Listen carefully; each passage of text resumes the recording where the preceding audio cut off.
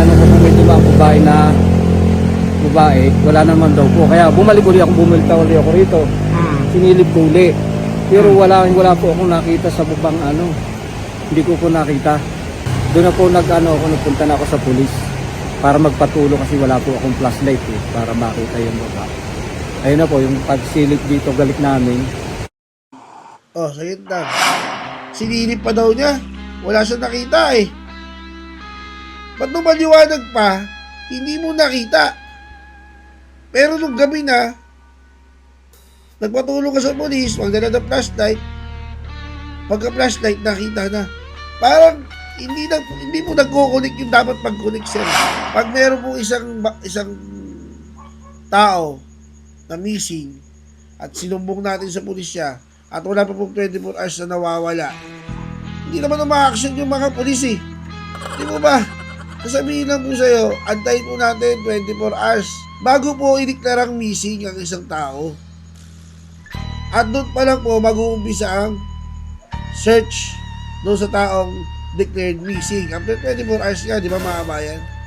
Bakit ito nagpatulong sa pulis? Tapos sinanap kagad? Parang, di ba, parang may mali eh, di ba? Inatasan ng Office of the Ombudsman ng mga otoridad sa Benguet na isailalim sa kanilang kustodiya at ipreserba ang cellphone at iba pang gadget ni Cabral. Paano po makakasiguro yung taong bayan na wala pong i-delete na ebidensya sa cellphone, wala pong i-alter na ebidensya dyan sa laptop? At yun na nga ng mga bayan na ano pong masasabi niyo po dito sa balita na kung saan po natagpuan daw pong wala ng buhay. Ito pong si dating DPWH Undersecretary Cabral, mga kabayan. Kung ating nga maalala, mga kabayan, ito po si Madam Catalina Cabral. Tinabagay siya po yung may alam ng lahat po ng mga nangyaring anomalya diyan po sa DPWH. Kabisado niya po lahat Di po ba? Doon nga rin po sa hearing, lumalabas na minsan nga daw rin po siya nag-alok ng proyekto dito nga kay SP Soto. O ito mga kabayan panoorin nga po muna natin yung balita patungkol nga po dyan. Unahin po natin ang balita kaugnay sa pagkakatagpo sa dating DPWH Undersecretary na natagpuan po patay dyan sa Benguet. Natagpo ang patay si dating DPWH Undersecretary Catalina Cabral matapos umanong mahulog sa bangin sa bahagi ng Cannon Road sa Tuba, Benguet. Natagpuan ang bangkay ni Cabral sa gilid ng Bued River na tinatayang may taas na mula 20 hanggang 30 metro mula sa Cannon Road. Base sa investigasyon ng Benguet Provincial Police Station, patungo sa La Union si Cabral at driver nito nang pahintuin ng dating opisyal ang sasakyan sa gilid ng Cannon Road. Pinaalis ni Cabral ang kanyang driver at sinabing iwan muna siya sa lugar. Bumalik sa lugar ang driver makalipas ang ilang oras pero hindi natagpuan si Cabral. Nagtungo rin ito sa hotel sa Baguio City pero wala rin doon ang kanyang boss. Humingi na ng saklolo sa mga pulis ang driver at inireport ang pagkawala ng kanyang amo. Nagtulong-tulong ang mga Tuba Municipal Station o ang Tuba Municipal Station, MDRRMO at Bureau of Fire Protection para makuha ang bangkay ni Cabral. Patuloy po na iniimbestigahan ng mga pulis ang pagkamatay ni Cabral. Isinasangkot si Cabral sa umano'y budget insertion at kickback sa maanumalyang flood control project. Nakatakdasan ng humarap ang dating DPWH official sa Independent Commission for Infrastructure noong Lunes pero hindi ito sumipot. Samantala, inatasan ng Office of the Ombudsman ng mga otoridad sa Benguet na isailalim sa kanilang kustodiya at ipreserba ang cellphone at iba pang gadget ni Cabral. Sinabi ni Assistant Ombudsman Miko Clavano na ito-turn over sa mga investigador ang mga gamit ni Cabral. Yun nga mga kabayan, di ba? Una sa lahat, paano nalaman na nahulog sa bangin si Cabral, di mo ba? Sabi, pinaalis yung driver, tumayo daw doon, tapos, pagbalik, wala na. Ba't sa bangin unang tinignan? Di ba mga kabayan? bakit sa bangin mo unang titignan? Kung ikaw driver, di mo ba? Pag ikaw driver, kasi ganito po yung ginagawa ng mga nawawala di po ba? Pag may nawala pong isang tao, o missing na isang tao, di ba sinusuplong nga sa pulis? Pero ano po ginagawa ng mga pulis? Nag-search na po ba sila kagad? Hindi po sasabihin po, maghantay po kayo ng 24 oras bago po natin indeklarang missing. Di po ba? Correct me if I'm wrong, mga kabayan. Pero alam ko ganun po yung nangyayari. Di ba? Pag meron po isang tao na missing at sinumbong natin sa pulisya at wala pa pong 24 hours na nawawala, hindi naman umaaksyon yung mga pulis Di mo ba? Sasabihin lang po sa'yo, antayin po natin 24 hours. Pag hindi okay, bisan nga, iba, 48 hours ba? Pakicomment nga po sa baba. Bago po ideklarang missing ang isang tao. At doon pa lang po mag-uumpisa ang search doon sa taong declared missing. After 24 hours nga, di ba mga kabayan? Bakit ito? Ayoko man lagyan ng maling or kahit na anong, pero di ko kasi maiwasan na naisip ko agad bakit ito? Nagpaiwan daw. Sabi ng driver, sabi sa balita, nagpaiwan daw. Malapit sa bangin. Pinaalis yung driver. Kasi yung driver bumalik. Di ba? Hindi makita si Cabral. Pumunta di umano sa hotel yung driver para i-check kung nandun. Wala rin. Ngayon, nagpatulong sa pulis. Tapos hinanap kagad. Parang, di ba, parang may mali di ba? Parang may mali. Tapos pagkahanap, siyempre dapat ang unang gagawin nun, tatawag po sa mga baka po, di ba, sa mga pamilya, o baka po pumunta dyan, baka umuwi na ng ganito, ganyan, i-check yung CCTV, di ba? Ba't nakita kagad doon sa bangin? Parang alam na kagad kung nasaan. Parang may mali po mga kabayan. Kayo po, ano po sa tingin niyo mga kabayan? Ano po sa tingin niyo Paki-comment nga dyan kung parehas po tayo ng hinala Ako ay nag-opinion ko lamang po ito. Ako po ay napapaisip lamang. Hindi ko po sinasabing may foul play doon sa nangyari Hindi ko po sinasabing may dumedo.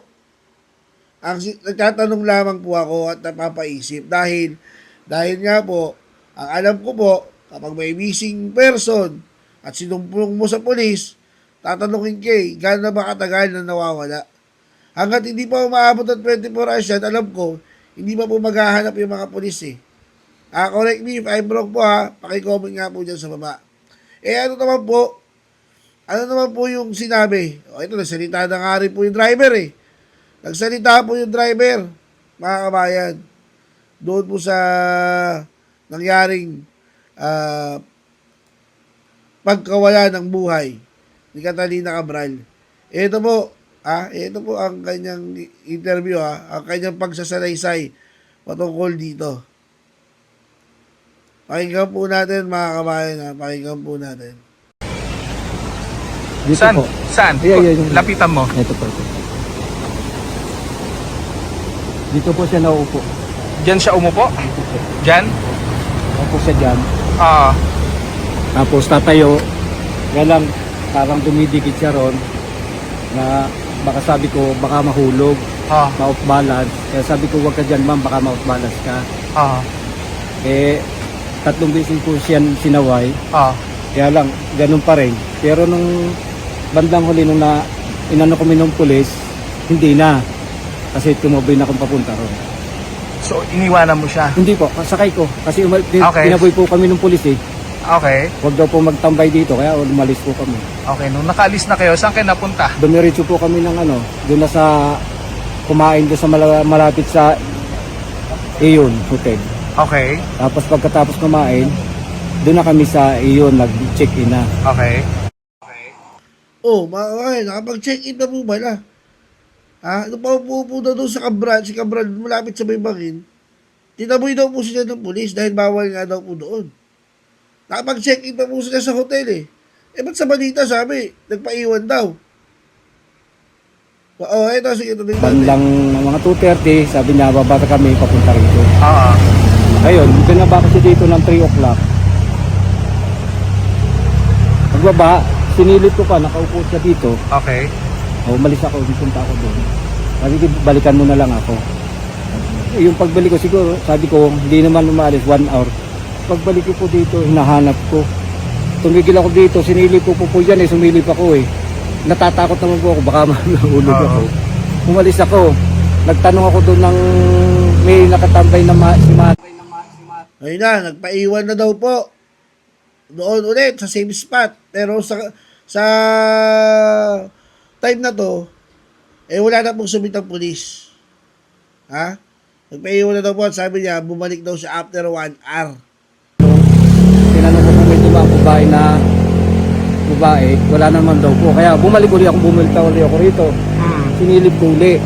Pero wala po akong nakita sa bubang hindi ko po nakita.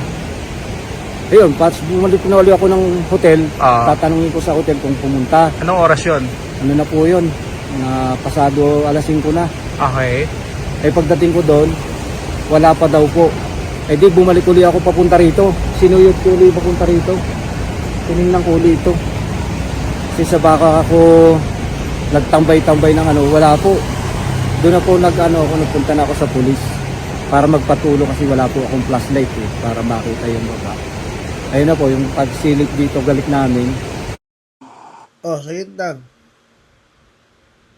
Pumunta na siya sa pulis para magpatulong dahil wala daw po siyang flashlight. Ay, ito, lang ha, base lang po sa sinasabi ni Sir ha.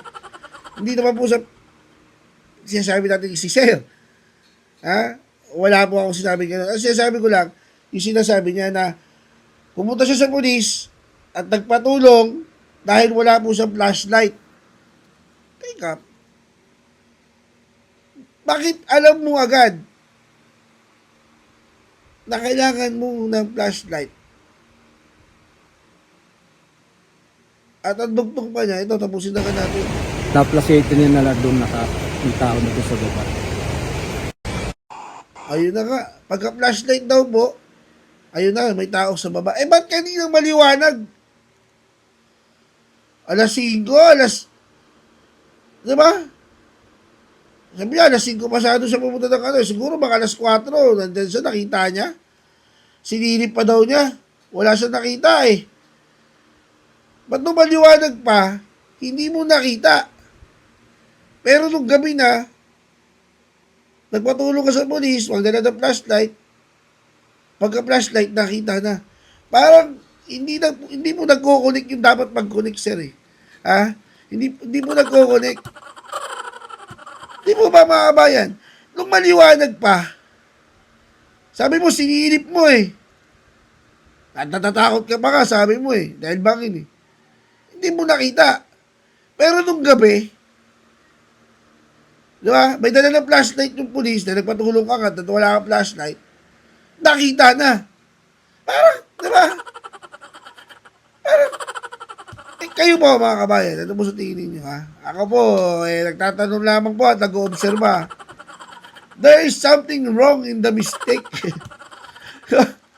Parang, sa kwento pa lang, parang meron pagdududa. Di ba?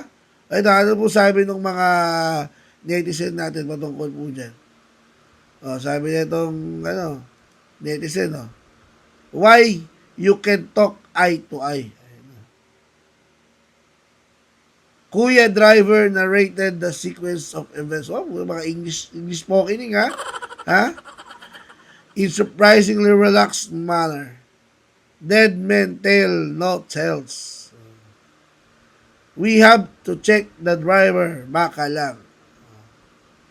Lie detector test is the key kung totoo ba ang sinasabi nyo o hindi. Driver ka, iiwan mo ang amo mo dyan. Common sense. Diba? Sabi ba na isa, normal ba sa driver na iwanan ng amo niya in the middle of nowhere? Eh kung inutos, di ba? Pwede naman. Sabi ni Romel, alam na walang CCTV dyan eh. Kaya dyan ginawa yung krimen. May krimen na po ba? May krimen na po. Wala pa naman po.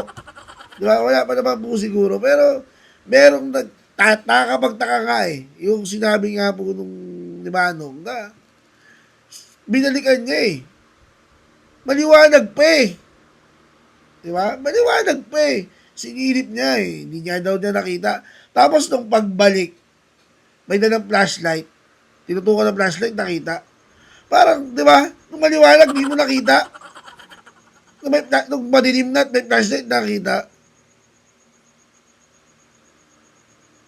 Ano yun, di ba mga bayan? O isa, sabi, two side of a coin, dyan tinapon, watch the eyes, something's,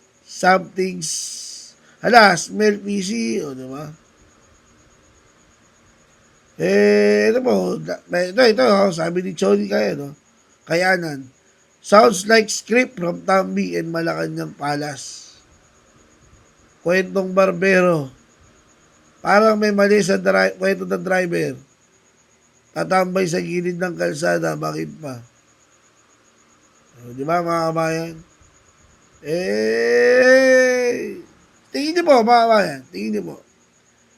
Merong umang foul play dito sa pagkamatay po ni Madam Catalina Cabral. Dapat bang suriing maigi ito mo kanyang pagkamatay. Sa tingin niyo po mga kabayan. Kasi dito sa balita, ang sabi pa nga daw po di ba dito sa balita, doon sa huling part, ano po sabi? Preserve Benguet, yung humingi na ng saklolo sa mga pulis and driver at Bureau of Fire Protection para makuha ang bangkay ni Cabral. Patuloy po na iniimbestigahan ng mga pulis ang pagkamatay ni Cabral. Isinasangkot si Cabral sa umano'y budget insertion at kickback sa maanumalyang flood control project. Nakatakdasan ng humarap ang dating DPWH sumipot. Samantala, inatasan ng Office of the Ombudsman ng mga otoridad sa Benguet na isailalim sa kanilang kustodiya at ipreserba ang cellphone at iba pang gadget ni Cabral. yun mga bayan, di ba? Sinabihan na po yung NBI, preserve yung cellphone at mga gadget. Ha? Kasi alam nga po natin na si Catalina Cabral, parang kumbaga siya po yung may alam ng Pandora's box eh. Lahat po ng anomalya dyan sa DPWH, alam po niya. Paano po yan? Paano po makakasiguro yung taong bayan na wala pong i-delete na ebidensya sa cellphone, wala pong i-alter na ebidensya dyan sa laptop? Diba? Kasi wala na po kaming tiwala sa gobyernong ito eh. Sa totoo lang po, wala po kaming tiwala. Bakit? Kung saan gala, lahat ng sinasabi ng Pangulo. Diba? Kabaliktaran na nangyayari. Kabaliktaran. Hindi daw papapasukin ng Amerika. EDCA sites, di ba? Ang dami. Kabaliktaran po. At sinabi pa ng kanyang kapatid na, di ba, bangag, adik, ang presidente. Ano ka maniniwala pag ganyan, di mo ba? O, ganyan na lang po mga bayan ha. Comment nyo nga, kayo po ba'y naniniwala na ito po ay isang aksidente naman? Si Madam Catalina po ba ay nalaglag? Nadulas? Si Madam Catalina po ba ay tumalon? O kaya si Madam Catalina ay itinulak? Hindi po natin alam. Pero ano po sa tingin po ninyo, base sa balita, sa ulat, at dun sa narration ni Manong Driver. Comment nyo ka po yan mga bayan. Huwag nyo kakalimutan i-hit and like at subscribe button para updated ka sa mga uploads ko araw-araw. Paalam!